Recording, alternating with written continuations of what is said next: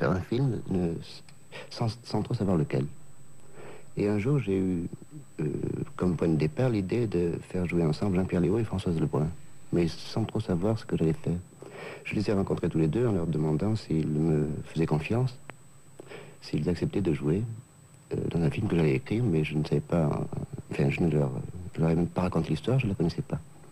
Ils ont accepté tous les deux, et je me suis mis au travail. Je pensais écrire très rapidement une petite histoire en 8 jours. Or, j'ai mis 3 ou 4 mois. J'allais le matin au café, buvant 2 ou 3 cafés, j'écrivais. Au bout de 3 ou 4 mois, je me suis trouvé avec un scénario de 300 pages, dont on pouvait supposer que la longueur ne serait pas celle d'un film normal. Une vie, une œuvre, Jean Eustache, par Monette Berthomier.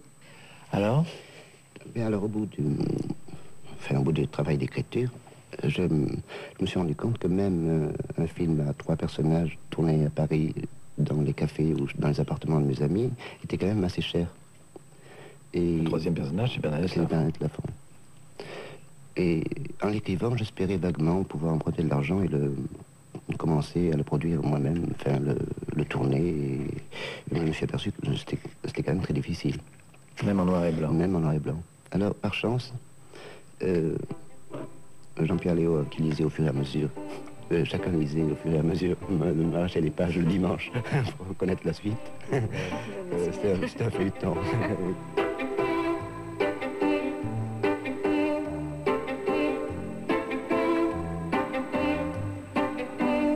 Jean Eustache est né en 1938 dans une famille ouvrière du midi de la France. Il se donne à la mort en 1981. Son œuvre eut une influence considérable sur les cinéastes de la génération suivante. En 1973, son film La maman et la putain fut primé à Cannes. Ce fut le succès, mais aussi le scandale. Ainsi fut révélé à un large public un cinéaste brillant qui en était alors à son 5e film. Les films suivants, Mes petites amoureuses, Une sale histoire, La rosière de Pessac, Les photos d'Alix, ne feront pas sortir Jean Eustache de la catégorie cinéaste marginal. Le dernier film d'Eustache, numéro 0, sur sa grand-mère Odette Robert, n'a été diffusé en France qu'en janvier 2003. Son cinéma est intimement lié à son histoire personnelle. Il résiste au temps qui passe. Alain Bergala. C'est toujours du diamant, enfin aujourd'hui encore. J'en ai fait l'expérience cette année avec des jeunes gens, enfin des étudiants. J'ai fait un travail sur Eustache et ça les touche exactement comme si c'était fait aujourd'hui. C'est-à-dire, je pense que c'est le classicisme d'Eustache qui veut ça. C'était un travail pour l'université. Oh oui, c'était un cours sur Eustache, donc j'avais un peu hésité en me disant est-ce que Eustache va leur dire encore quelque chose par rapport à tout ce qu'il voit. Et puis il y a eu vraiment des conversions à Eustache. Ça tient à quoi? Bon, je pense que ça tient à l'intransigeance du cinéma d'Eustache, c'est-à-dire qu'aujourd'hui, où l'intransigeance est ce qui manque le plus au cinéma, j'ai envie de dire, que cet homme ne se soit jamais compromis, par exemple, dans se laisser imposer une durée de film.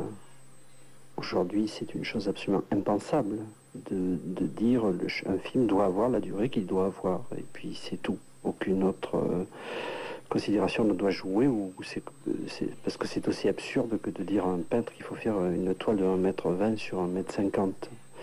Donc je pense que cet aspect absolument réfractaire d'Eustache et de certains de ses personnages touche évidemment ce qu'il reste de réfractaire encore chez des jeunes gens. De la merveilleuse aventure qui un jour a pu nous unir, je garde malgré ma blessure l'ineffaçable souvenir. Un souvenir, c'est l'image d'un rêve, une heure trop brève. Allô? Un instant, s'il vous plaît.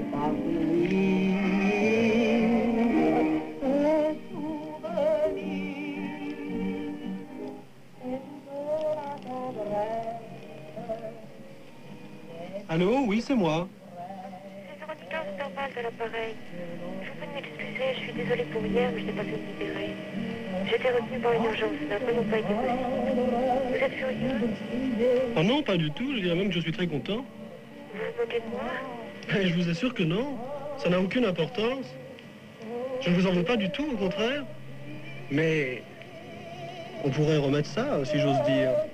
Avec cette petite différence que j'espère que cette fois vous viendrez.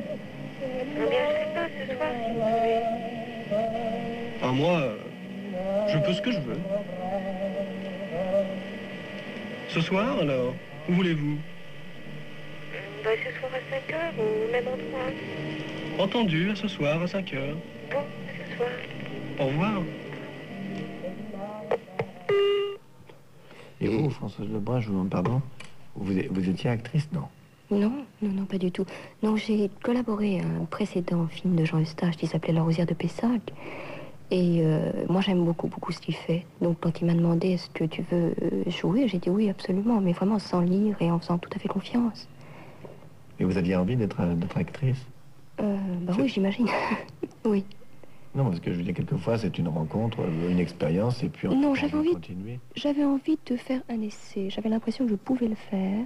J'étais pas sûre, donc je voulais voir si je pouvais vraiment le faire.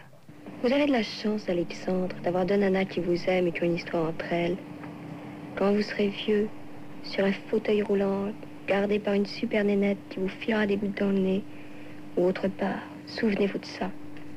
Vous avez eu une super chance, Alexandre, d'avoir deux nanas qui vous aiment et qui s'aiment bien. Ce qui n'arrive pas toujours. La dernière fois, c'était pas comme ça. Et marquez ça dans votre petite tête, parce qu'elle n'est pas bien grande, votre tête. Donc, il y a eu La maman à la putain, mais... Philippe Garrel.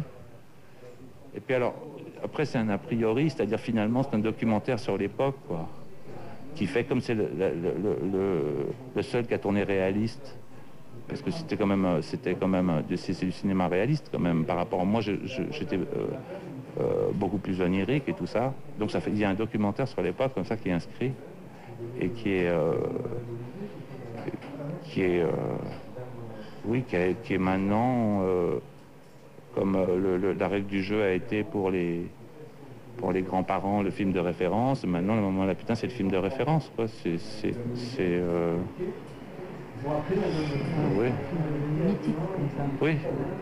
Oui, c'est comme un arbre, c'est-à-dire ça a pris la force et la perfection d'une chose de la nature. Dis-moi tout bas des mots qui me grisent, dis-moi tout haut de jolis mots d'amour.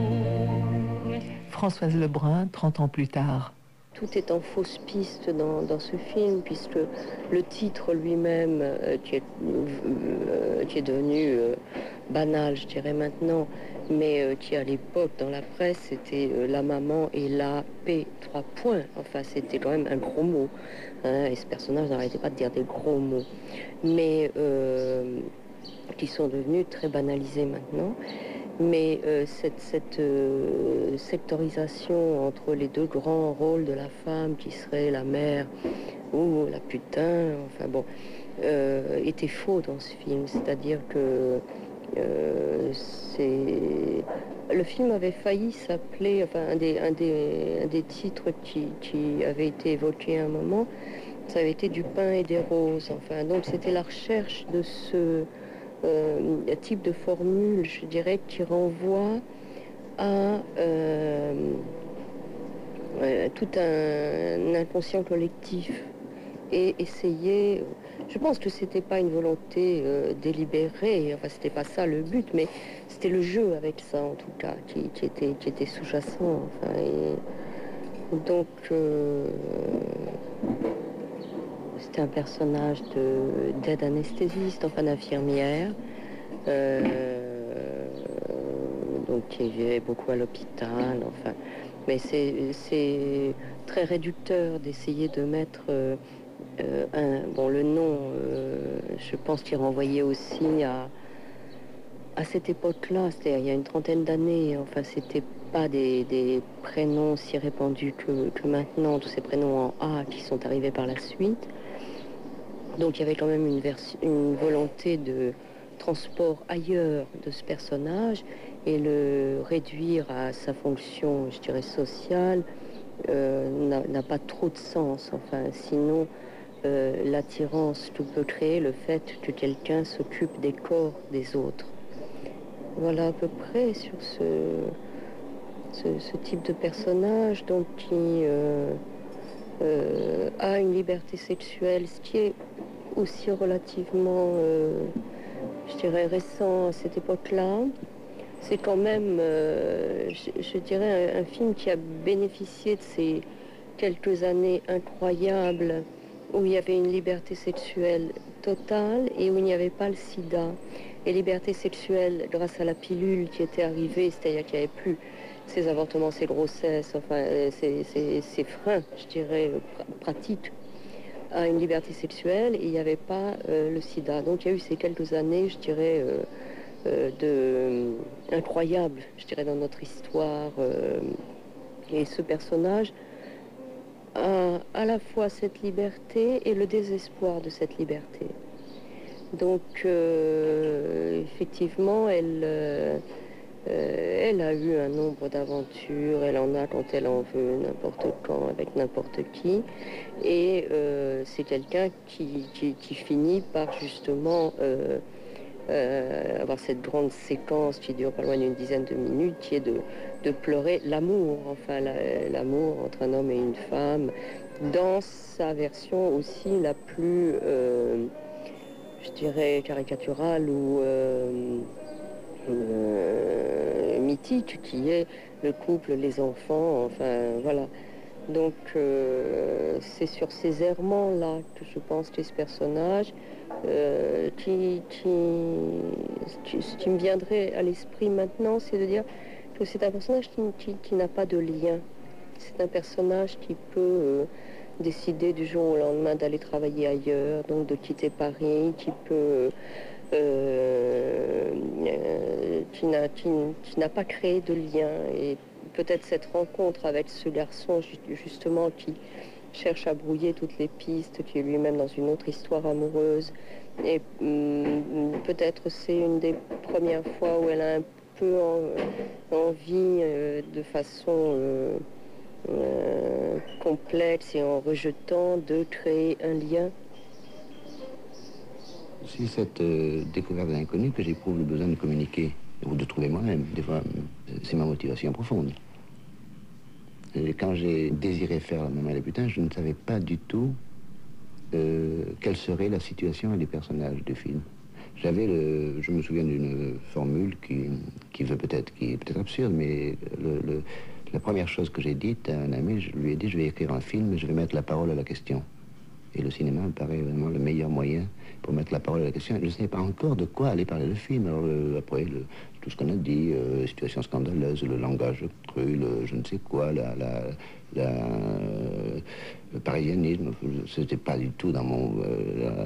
c'était, si vous voulez, c'était matériel. J'aurais pu en prendre un autre. Je ne sais pas, peut-être. Je ne me suis pas posé la question. C'est que je ne savais pas où j'allais. Mais je savais que j'avais confusément le sentiment que j'avais besoin à cette époque de mettre la parole à la question. J'appelais ça comme ça.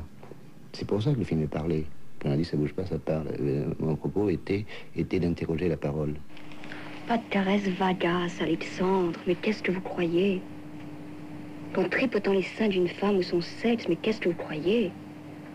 Enfin, en ce qui me concerne, c'est pas ça du tout. Et je vous aime, et je le dis de mon mari. Votre sexe. Regarde-le, comme il a un super complexe avec son sexe. Votre sexe, Alexandre, tu me fais tant jouir. Votre sexe, Alexandre, n'a pour moi aucune importance.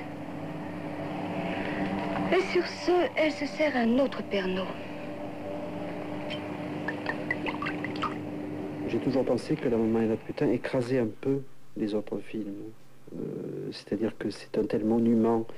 Et effectivement, c'est un monument, c'est-à-dire c'est un film unique, jamais personne n'a fait un film comme ça et n'en fera un autre comme ça, fait que ça étouffe un peu, j'ai envie de dire, Petites amoureuses ou des films plus fragiles ou moins faciles à voir. Donc ça fait partie des carrières, ça, c'est-à-dire un gros succès, enfin un succès de scandale, en tout cas un succès de critique, etc., fait que ce film va rester attaché au nom d'Eustache, au détriment peut-être un petit peu des autres. Bon, ce film-là, il faudrait des heures pour réussir à en parler. C'est quand même un des films les plus dangereux à tourner qui ait jamais existé, puisque c'était une cocotte minute, le tournage, dans lequel tout le monde jouait le rôle d'un autre qui était présent et qui étaient des vraies femmes de la vie d'Eustache. Donc il a usé absolument les nerfs de tout le monde, mais en même temps c'était d'une dureté, c'est sans doute le film le plus dur qu'il ait jamais fait. En même temps, tout le monde était pendant que ça se tournait, dans le sentiment que c'était un film unique et énorme. C'est-à-dire que les gens, alors que c'était une petite équipe, ça se tournait dans des petits appartements, tout le monde sentait que ce film-là serait, j'aime pas le mot chef-d'œuvre parce qu'on n'emploie pas pour ce genre de film, serait un film phare en tout cas pour énormément de cinéastes par la suite, et serait une espèce de pierre noire dans l'histoire du cinéma, d'une densité comme ça, comme il y a peu de films à part Murnau ou à part quelques-uns, quoi. C'est-à-dire c'est un film où le cinéma est à son plus haut niveau, et en même temps c'est un film bien fini. Ce qui n'est pas toujours le cas. Eustache était un moderne, donc il aimait aussi des choses comme ça un peu jetées. Ou ce film-là, c'est à la fois un bel objet, mais c'est un bel objet noir, enfin, et très âpre. Enfin, il y a une énorme âpreté. Et le film a été dramatique, enfin, pour au moins une personne qui s'est suicidée après. Eustache avertissait ses acteurs ou ses techniciens. Je le sais directement du chef opérateur de La Maman et la Putain. Quand la première fois où il a vu Pierre Lhomme, il lui a dit voilà, je veux faire ce film, je pense à vous comme chef op, mais je vous avertis, dans chacun de mes films, il y a quelqu'un qui meurt. Ça voulait dire, attention, vous mettez pas les pieds dans un... Vous allez pas rentrer dans un tournage facile, agréable, etc. Ça veut dire que c'était aussi qui même me suit, enfin, ou qui a le courage me suit. Et donc, tout le monde a suivi sur La Maman et la Putain jusqu'au bout, dans les pires situations. Et en même temps avec beaucoup de calme, parce que c'est un film qui s'est pas fait, contrairement à ce qu'on croit. Tout à fait, c'est-à-dire qu'il était le maître absolu, Eustache. C'est un film où il a eu une maîtrise absolue de tout, du dialogue, des cadres, etc. Et un grand calme pour lui, j'imagine, dans la certitude qu'il était en train de faire quelque chose de grand. Et à un moment où tout le monde était exténué par le tournage, les techniciens enfin, sont allés voir Eustache et lui ont dit « on a besoin de se reposer quelques jours ». Ils s'attendaient à ce que Eustache hurle, dise « vous êtes des nuls », etc. Et Eustache dit « d'accord ». Et donc ils se sont arrêtés, et ils ont repris avec la même... c'est-à-dire que lui-même avait compris que cette demande-là, elle n'était pas... pour lâcher le film, qu'au contraire, tout le monde avait besoin de ça pour que le film redémarre de façon aussi forte et aussi concentrée que ce qui avait précédé. Les modèles féminins, Alain Bergala, ces personnes-là avaient une fonction technique dans le tournage? Ah ben non, c'est pire que ça. C'est-à-dire que par exemple, Françoise Lebrun ne jouait pas son rôle, mais elle jouait le rôle d'une autre actrice. Et celle qui s'est suicidée, donc, qui était la costumière, c'était le modèle, c'était avec elle, il avait vécu ce que vit une actrice du film. C'est-à-dire, chaque... Si vous... c'est ça? Voilà, donc ça veut dire qu'elle avait... les acteurs avaient le modèle qui avait vraiment vécu l'histoire avec Eustache sur le tournage. Donc c'était effectivement très très insupportable enfin ça devait être extrêmement difficile à vivre. La seule qui n'avait pas de modèle, c'est Françoise Lebrun, mais il lui avait donné des cassettes de La vraie femme, avec qui il avait eu ses dialogues, etc. Et de vrais dialogues, parce que Eustache était quelqu'un qui pouvait enregistrer une vraie scène de ménage, enfin, ou de, comme ça, avec une femme, pour s'en servir après pour un film. C'est-à-dire, Eustache était toujours cinéaste, y compris dans les moments les plus passionnels, c'est-à-dire c'est toujours quelqu'un qui était comme le petit garçon de Mes petites amoureuses. Il vivait les scènes et en même temps il était un peu en retrait, en train de se regarder les vivre. Pour le cinéma, c'est-à-dire Eustache a dit que la chose la plus importante de sa vie a été le cinéma, c'est clair. Mais au lieu de se protéger de la vie, comme un cinéaste qui dirait « je n'aime que le cinéma, puis la vie c'est moins important », il vivait des choses très fortes, très intenses, pour le cinéma, j'ai envie de dire, avec sans aucun doute un léger cynisme, enfin en tout cas une légère, pas cynisme, c'est pas le mot, peut-être un handicap à vivre les choses, puisque pour lui, tout élément de sa vie pouvait devenir un élément d'un film. Bergman, c'est la même chose. Hein. Le cinéaste qui est le plus proche de Eustache par rapport à ça, c'est Ingmar Bergman, qui dit, quand il raconte sa vie, il dit « Ce soir-là, si vous voulez savoir ce qu'on s'est dit, avec ma femme, allez voir la bobine 7 de tel film. » C'est-à-dire que lui aussi dit « Il n'y a aucune raison de ne pas puiser directement dans sa vie les éléments du cinéma. » Donc Eustache avait cette attitude-là. Godard aussi, parfois. Enfin, c'est des gens qui, par rapport à ça, ont pu être très cruels avec leurs proches, mais pas forcément par goût de la cruauté. C'est parce que le plus important, c'était que les films soient beaux. Enfin, ou soient beaux, c'est même pas le mot. Ils sont pas beaux, les films d'Eustache. Enfin, soit puissants, soit justes, soit vrais, etc.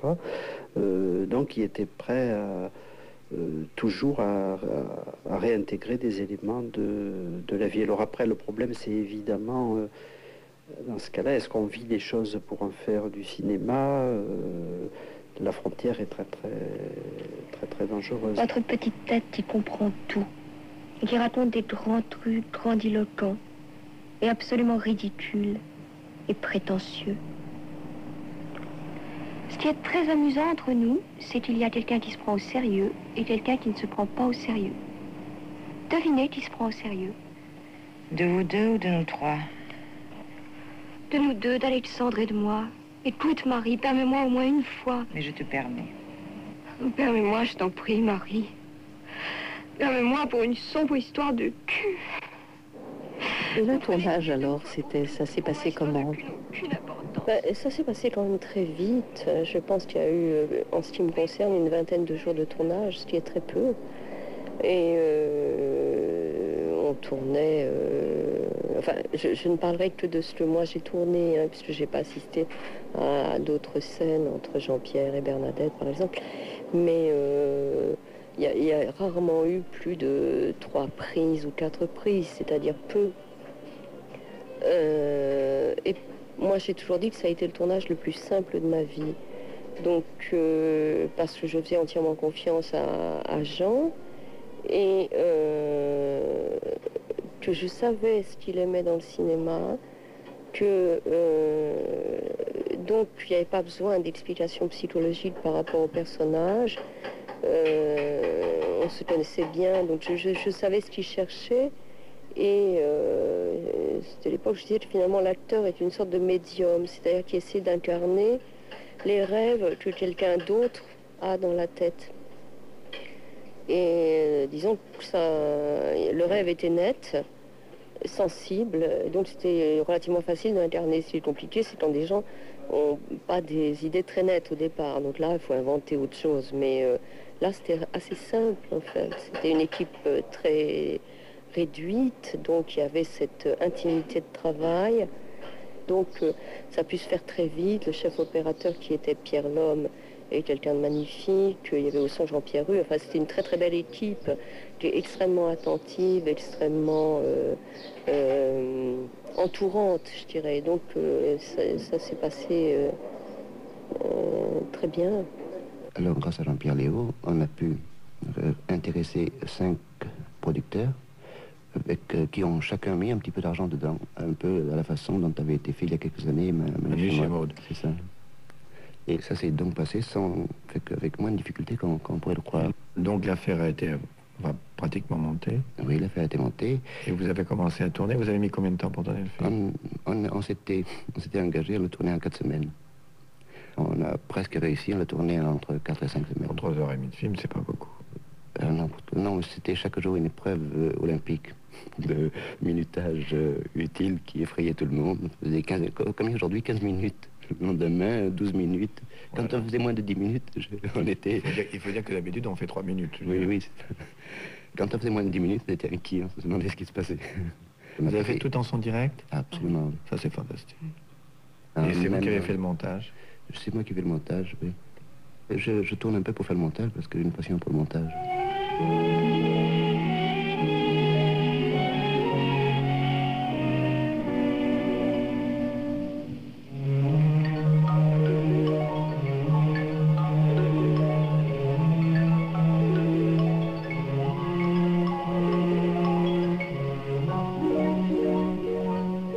Quand on voit les photos de tournage de La Maman et la Putain, il n'y a pas de kilos, 10 kilos, 5 kilos. C'est tourné avec des mandarines, c'est-à-dire des petites lampes de 100 watts qu'on dispose un peu dans la chambre pour faire... et c'était pas non plus de la pellicule de haute précision et de haute sensibilité. Donc il réussissait quand même techniquement des prouesses. Parce qu'on voit que ces films sont très très bien éclairés avec très très peu de moyens. Avec une pellicule à l'époque, je le répète, c'est important aussi, qui n'avait pas les qualités et les capacités d'aujourd'hui. On peut aujourd'hui tourner dans le noir avec une pellicule hypersensible et on y voit quelque chose, quoi. Enfin voilà, c'est un passager comme ça qui laisse s'aimer quelques films, toujours dans des... conditions économiques de production qu'aujourd'hui ne permettraient pas la fabrication des films. Aujourd'hui, c'est trop dur tout ça, quoi. Faut dire qu'avec avec Jean Eustache, on a affaire à un cinéma hors du temps parce que aucun film n'était dans les formats habituels. Le film peut faire 20 minutes, 40 minutes, 1 heure et ou 3 heures. Comme La Maman, donc tout ça c'est complètement poétique, sans aucune limitation de temps, avec toujours des aventures financières qui sont liées aux productions qui sont très difficiles, avec ça et là des personnes qui sont intervenues, dont François Truffaut, sur 2 productions pour aider les finitions des films. De la même façon où Truffaut avait aussi aidé Garel. Donc on a des affinités comme ça entre poètes. Disons que Eustache était quand même le plus... pas le plus violent, mais en tout cas le plus radical. Ne serait-ce que dans son comportement. Donc où il aimait traîner tous les soirs avec comme compagnon ou comme compagne la bouteille de Jacques Daniels, et dont il abusait, et qui le maintenait comme ça avec cette frontière qu'il protégeait de la société, et il vivait comme un vrai marginal. Et sa seule passion, évidemment, c'était le cinéma. Et puis, comment s'est passée la projection à Cannes?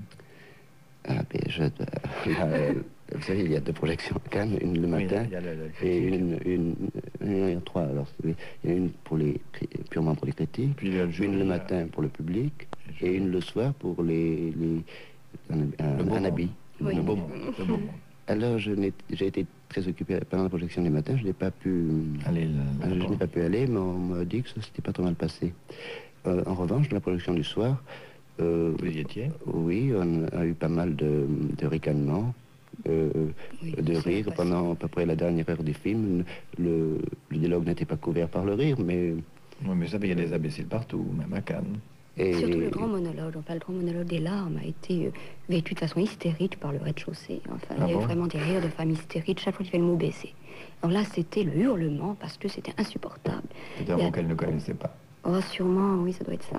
Non, c'est peut-être l'emploi qu'on a fait dans ce film-là qui fait rire. D'ordinaire, il passe assez...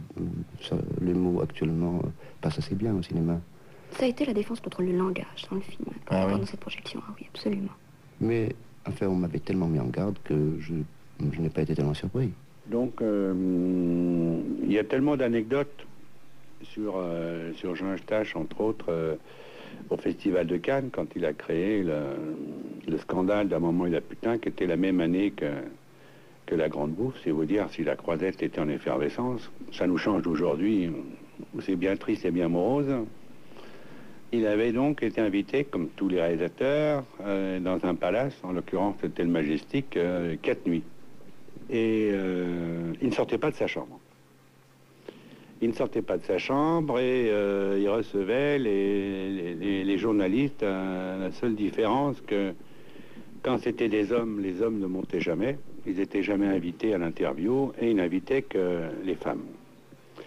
Et quand les femmes arrivaient dans la chambre de Jean Eustache, la porte était ouverte, entrouverte ou entrebâillée, et Jean était sur le lit nu, dans le plus simple appareil d'Adam, et c'était un dragueur, un Don Juan de première bourre, et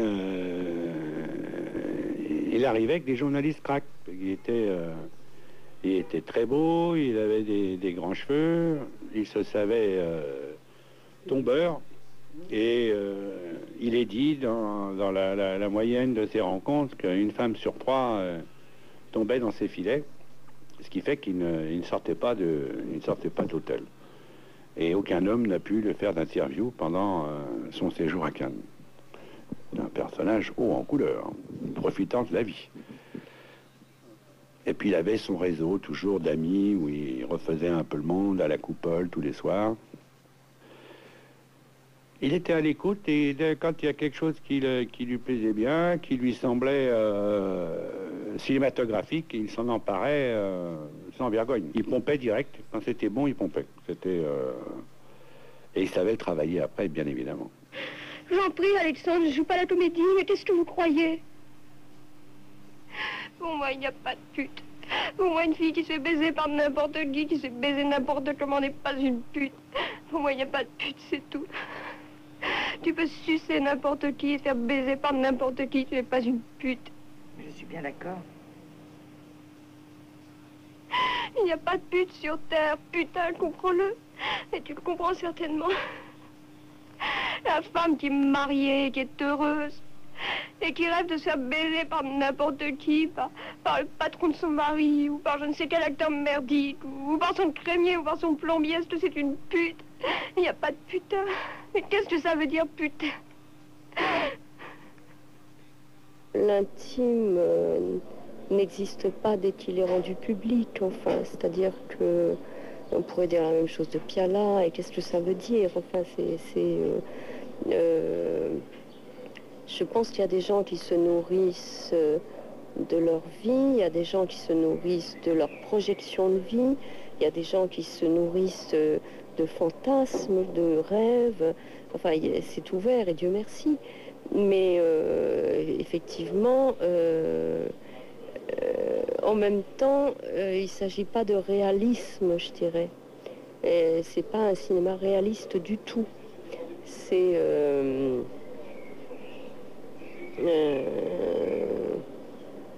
pour moi, ce film était une sorte de réponse enfin de pendant à l'aurore de Murnau.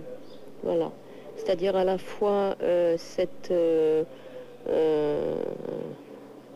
bon, noir et blanc déjà, mais je dirais parler de choses personnelles, mais de façon totalement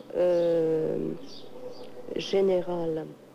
Je pense que les histoires personnelles qui n'atteignent pas ce degré d'universalité n'ont aucun intérêt. Elles n'ont d'intérêt que si elles trouvent un écho dans ce que tout à chacun a ressenti, rêvé, vécu ou n'importe. Mais il faut qu'il y ait ce phénomène-là. Ce film a été, j'imagine, très important pour vous, pour tout le monde il a été très important, mais pour vous aussi, Françoise Lebrun. Oui, bien sûr, parce que ce film a fait un effet d'électrochoc, donc effectivement, comme j'avais tourné avec Adolfo Arrieta avant, mais c'était des choses comme ça, je dirais, un peu à la sauvage, comme je fais assez souvent. Et donc, d'un seul coup, il n'y avait pas la possibilité de renvoyer à un autre personnage. Donc, arriver quelqu'un de vierge, je dirais, par rapport à tout ça. Et donc, l'effet est toujours beaucoup plus fort. C'est-à-dire que j'ai rencontré beaucoup de gens ce film a touché quand même beaucoup, et de génération en génération. C'est ce qui est très étonnant, c'est de voir des gens jeunes qui sont aussi touchés maintenant par ce film. Ça, c'est quand même, je dirais, une force. Mais des gens me rencontraient et n'arrivaient pas à faire la différence entre le film et leur vie. C'est-à-dire avaient l'impression qu'ils avaient dîné avec moi, par exemple. Il y avait une sorte de proximité par rapport à ce personnage, parce qu'il n'y avait pas eu une autre, je dirais, d'autres images publiques avant. Donc, et ça, au début, j'étais un peu troublée, puis j'ai compris ensuite que, effectivement, c'était cet effet-là. Donc, c'est vrai que ça... Et puis, c'est un rôle quand même très écrasant. Donc, c'est difficile de trouver quelque chose qui ait une même intensité. Après, enfin, c'est sûr que ça a modifié ma vie d'une façon ou d'une autre, en bien et en mal, enfin, comme tout. Mais ça, moi, j'avais pas envisagé ça du tout. C'est-à-dire que j'ai fait ce film, je dirais, dans une sorte d'innocence, dirait-on. Mais j'avais le sentiment qu'on faisait quelque chose d'évident. Et je suis très contente que ce film soit comme un petit météore, enfin, dans le ciel du cinéma. Et ça, je dirais, ça me dépasse. Et c'est très bien. Qu'est-ce que tu crois? C'est pas triste, hein? C'est super gai. Et je me fais baiser par n'importe qui. Et on me baise et je prends mon pied.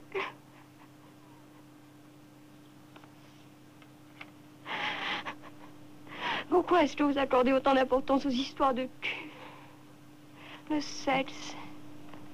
Tu me baises bien, là, comme je t'aime. Il n'y a que toi pour me baiser comme ça. Comme les gens peuvent se leurrer, comme ils peuvent croire, il n'y a qu'un toi, il n'y a qu'un moi. Comment vous expliquez, Françoise Lebrun, le fait que ce film ait eu tant d'importance justement pour plusieurs générations? Au moment de la sortie, comme je disais que les gens pensaient avoir dîné avec moi, où des gens me disaient mais c'est vraiment mon histoire. Enfin, le nombre de personnes qui ont eu cette réaction, donc dans ce flottement amoureux, je dirais, de cette époque-là. Enfin, dans je crois que finalement c'est un grand film romantique, et c'est peut-être une des raisons pour lesquelles ça peut toucher encore, et je dirais à d'éternel les personnes qui le reçoivent, parce qu'il y a ce désir d'amour mythique, enfin je dirais, qui est chez tout le monde, qui n'a pas la forme par exemple de Elle et lui de Mac Carré, mais ce désir est là, et aussi je dirais antipathique que puissent être les personnages pour certaines personnes. Enfin, il n'empêche qu'il y a ça qui est en dessous et qui touche, et qui continue à toucher. Le langage aussi était important dans ce film. Ah oui, bah c'était... Donc, je me souviens de la conférence de presse où un journaliste avait compté, s'était élevé dans un état d'excitation assez grande et avait dit, oui, elle dit 70 fois le mot baiser. Enfin, donc il avait... Je me disais, bah, il lui a fallu 7 fois ses 2 mains pour pouvoir compter sur les doigts et tout. Donc c'est vrai qu'à ce moment-là, c'était...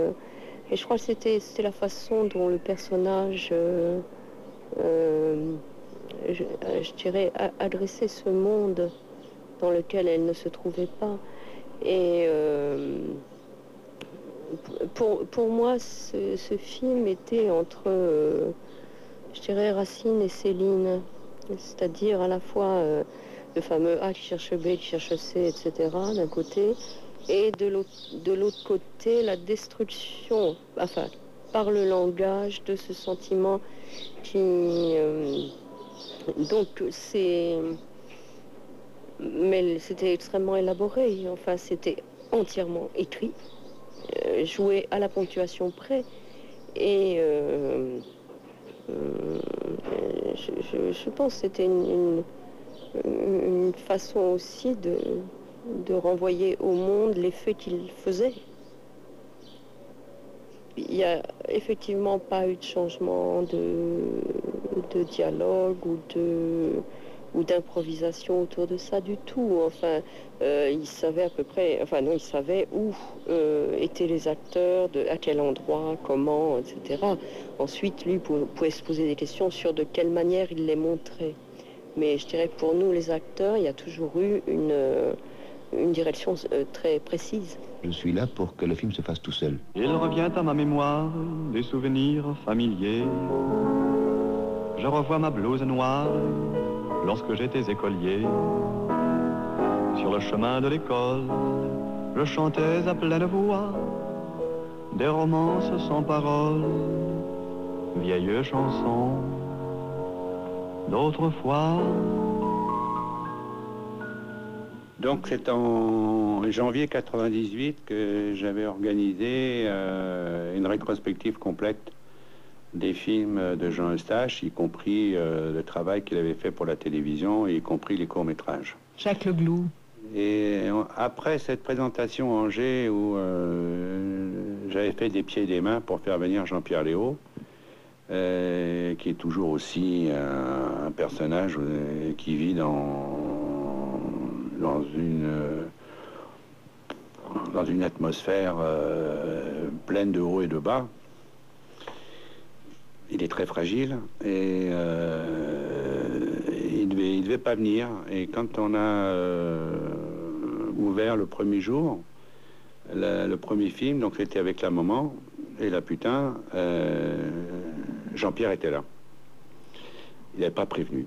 Donc on l'a accueilli au mieux, puis je lui avais dit, ben, combien de temps tu vas rester? Oh, il me dit 1 ou 2 jours. Il est resté 1 semaine. Et il s'est rebaigné dans tous les films d'Eustache. Il les voyait plutôt 2 fois qu'une. Il a été surpris d'avoir une audience, on va dire, de 15 ans, 21 ans, complètement addict à la découverte d'Eustache, plus des personnes de 50, 60 ans qui voulaient revoir ce qu'ils avaient aimé 30 ans auparavant. Ce qui fait qu'on avait des salles assez uniques, d'un public très jeune et d'un public plutôt âgé. Et ça se mariait très bien dans les salles. Et Jean-Pierre n'a pas arrêté de signer des autographes, de faire des interviews, d'être filmé. Enfin, tout d'un coup, il retrouvait son statut de star. Et on avait des soirées aussi très nostalgiques où il parlait très bien de Jean Eustache, quoi. Et c'était vraiment son monde, peut-être plus son monde avec Eustache qu'avec Truffaut. C'était, on est sur le terrain des écorchés, quoi. Alors joue tous les autres marmots à l'école fonce pour un cerveau de bonne grammaire. Avec un tas de mauvais loupiaux, dans les coins on allait jouer au père et la mère. Sûrement que ces petits jeux innocents ne développent pas précisément les belles manières. À 15 ans droite sur mes cerveaux, j'allumais tous les gigolos. L'œil effronté, comme un moineau. Aristide Desmonico, vous avez tourné dans le premier film de Jean Eustache. Je crois que le film est daté dans sa sortie de 1963. On a commencé à tourner, la période était belle, enfin c'était beaucoup de choses en extérieur. Et j'avais une petite veste. Je me souviens, c'était une veste grise que j'avais teinte en noir. Février, on était encore à pied d'œuvre, dehors, et toujours avec la même petite veste. Voilà. Voilà pour les conditions extérieures du tournage, quoi. C'était les mauvaises fréquentations, c'est ça? Ouais, ça s'appelait comme ça, les mauvaises fréquentations. Les thèmes qui turlupinent Jean Eustache dans ses personnages, c'est les filles et le pognon. Alors, je ne sais pas si le pognon en soi ou le pognon pour les filles, mais en tout cas, ce qu'on voit chez les personnages qui se trimballent dans Le Père Noël a les yeux bleus, c'est ça, hein, c'est comment avoir 2 ronds pour lever les filles. Ça traverse complètement La Maman et la putain. Hein. Donc voilà, il y a 2 mecs qui essaient de frimer pour avoir je ne sais pas quoi, de soi une bonne image, je ne sais pas qu'est-ce que. Et ces 2 mecs un dimanche qui s'emmerdent ou qui essaient de se désemmerder et qui n'ont pas un copec dans la poche et qui draguent une nénette. Voilà, ils l'amènent au bal et puis au bal ils savent pas se dépatouiller, ils l'invitent pas à danser, ils savent pas danser probablement. Alors il y a un mec qui invite la fille, puis voilà, ils essaient l'un l'autre de se stimuler pour emballer la fille, et puis voilà, et puis alors son cavalier revient la réinviter, et puis ils sont un petit peu dépités. Voilà. Alors, ils font une petite vengeance sordide. Cette jeune femme qui, dans sa candeur, ou dans sa confiance, ou simplement, voilà, comme ça, laisse son sac à côté de ces 2 mecs. Et puis, voilà, il fouille le sac, et puis il pique 2-3 choses et demie de rien du tout. Voilà, la salope, elle aura ce qu'elle mérite. Voilà. Et puis, ils vont dans un bistrot regarder leur trophée.